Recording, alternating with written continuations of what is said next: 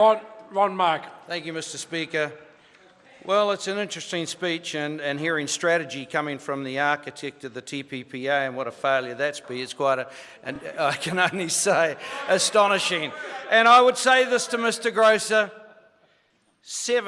pride is one of the 7 deadly sins, and pride comes before fall.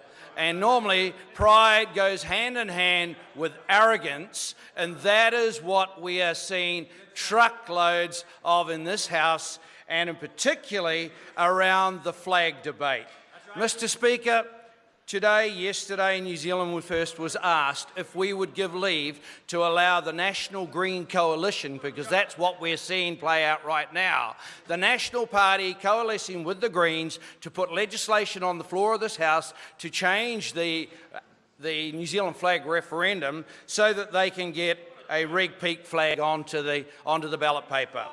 Well, we've got to say, Mr. Speaker, if I go back into the third reading and look at what Mr. English, the Deputy Prime Minister, was saying, Cabinet made a decision in October 2014 about the process and a budget for this process. This is a government that bleats on about how fiscally prudent it is, but no, out of the blue, pulling something from behind itself, from that dark spot, it suddenly finds more money to back a Greens proposal to change the whole referendum process, change the whole marketing, change the whole ball game to run another option, and that despite the Deputy Prime Minister saying this.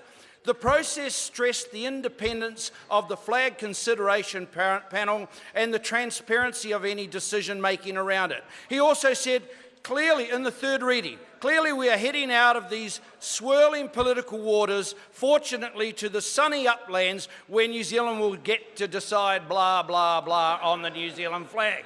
And then out of the blue, they introduce what? They want to introduce a flag that is actually the trademark of an American corporate. There it is, Delta, red peak flag, peak engineering out of the United States. And what else is it? Well, it's actually the symbol. It is actually last seen World War II by the Nazis on their sentry boxes. Now, give me a break. If there is one further insult that Mr. Brownlee, the Minister of Defence, can serve up to the veterans of this nation, is to offer them up a Nazi logo, a Nazi sentry box as the national flag. You have got to be kidding me. Mr. Speaker, we were asked coming into the chamber, are we prepared, New Zealand First, to stand alone, to be the only party in this House to oppose the referendum, 2, the changing of the flag, and 3, the introduction of this Green Party, National Party, Nazi flag? Well, yes, we are quite happy to be the only party to stand up in defence of the New Zealand flag. The only party that will hold this government accountable to its process that it rammed through the House and that it defended to the hilt in the third reading and told the nation was transparent and sacrosanct. Mr. Speaker, this has become a farce. Worse, it's become an absolute joke. New Zealand First, for the record, will say here today to Mr. Tim, what's his name? We'll say, we're opposed to a flag change. We're opposed to this jacked up shonky referendum.